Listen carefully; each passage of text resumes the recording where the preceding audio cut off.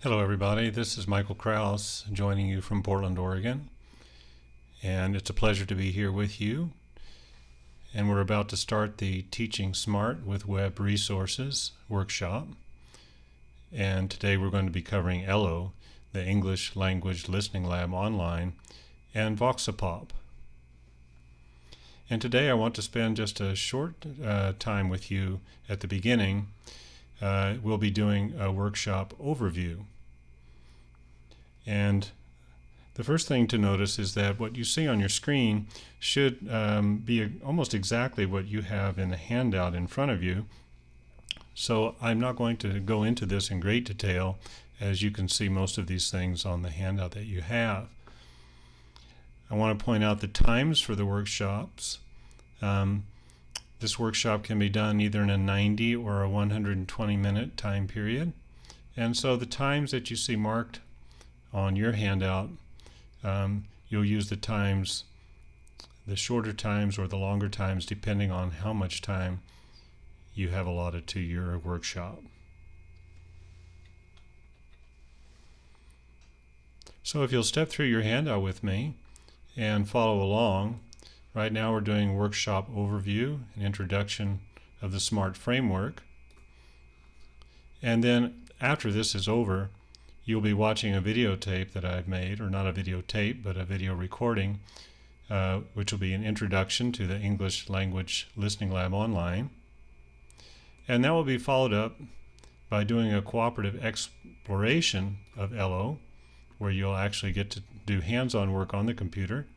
I think you'll enjoy that. That's exciting for me to be able to lead you through that. And when that's finished, you'll have another video, this time about voxopop. And when you finish with that introduction, you'll get to experiment with voxopop right there in the lab online. And then hopefully there'll be a short time for you to wrap up with your moderator there. So, before we move to the SMART framework, which you see listed here and on your handout, I'm going to just skim through the handout with you, just highlighting some of the main headings, and then we'll come back. So, activity number 3 is when you're doing cooperative learning exploration hands-on with ELLLO. And so, these instructions here explain how you should be divided into groups. It'll be a cooperative learning activity. You'll be assigned specific roles within your group. And so not only are you learning a new technology, but you'll be able to practice a cooperative learning approach, which I think you'll find useful today and with your students. You'll also be doing work applying the SMART criteria that I'm going to explain to you in a moment as you do these hands-on activities. And your second hands-on activity, when you experiment with voxopop, I want to point this out, that the steps that I've written for you here are exactly what you should need to do when you explore voxopop. And if you follow them, there's 10 steps here, I think you'll be able to do just fine. You won't get lost, you won't get confused, and I think everything will be successful for you. My apologies for this scrolling. I hope it doesn't bother you too much. The next section is when you go back to your classroom setting and you want to try voxopop with your students. Then I've given you some tips and some suggestions to follow. And I've also, since you're only going to have a short time to play with voxopop today, I've given you some ideas of things that I think might work in the classroom as follow-up activities using voxopop. And I've also included at the end of your handout some of my favorite resources of interest for your future exploration of call activities. And some space for you to do some note-taking. So that covers the handout pretty much. I'm going to skim back up here to the top, focusing on the SMART framework, and take just a minute to explain that to you. Now, the SMART framework is not something theoretical. I think it's quite practical.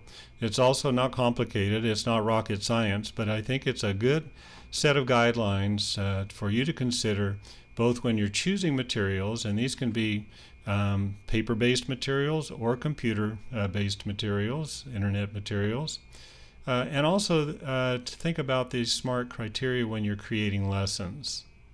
So let's step through this just for a moment. The S in SMART stands for Synthesis of Language and Thinking Skills.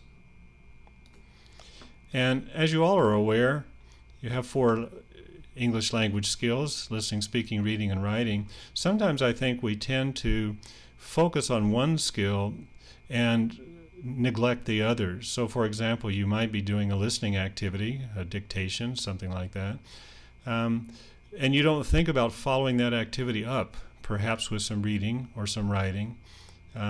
So I'm encouraging you to try and think of integrating your skills together. And also this cognitive challenge, I'll talk more about in a moment, but this I think is critical, that students are stimulated in their cognition, because most of them have thinking skills at a much higher level than their second language skills. Now, the M in SMART stands for motivating content and communication with a purpose. Especially when you're using computer and internet-based materials, I think that helps the classroom come alive. And I suggest that you lead with the content, and the language will follow. If you can hook your students into interesting content, they're much more likely to want to study the language that's needed to explore that content. And also, in this day and age where we have multimedia content, we're using language for an agency purpose, which means to actually do something that's meaningful. And this could be something in the classroom or out in the community. It's project-based learning. And I think that that's really important, that students feel like they're using language for a real purpose. The A, appropriate for language and for age and language ability of students. I think this is something that's obvious to you, that you as the teacher are choosing materials and creating activities that are appropriate for your students. Language ability, of course, we're aiming for language that's just a little bit ahead of what they feel they can do in order to have them increase at the best pace possible. The R stands for relevant to students' lives and hopefully consistent with curricular objectives. And this can be relevant to students' academic life, could be their work life, their personal life. Students just need to feel that they're engaged with something that's meaningful in their lives. And hopefully you have a curriculum that is flexible enough to allow for that. And it may be that your curriculum is a grammatical-based curriculum, and if so, it's up to you to choose content in order to integrate that grammar into something that your students will find interesting and relevant. And finally, the T, for a tangible product with teacher feedback and evaluation. I think oftentimes we do lessons with students, and when they finish, there's nothing for them to feel like they've accomplished. These tangible products can be paper-based, standard written report, something like that, but I'm going to encourage you to do products, when you can, that are computer-generated. Could be a PowerPoint presentation, it could be a recording on voxopop.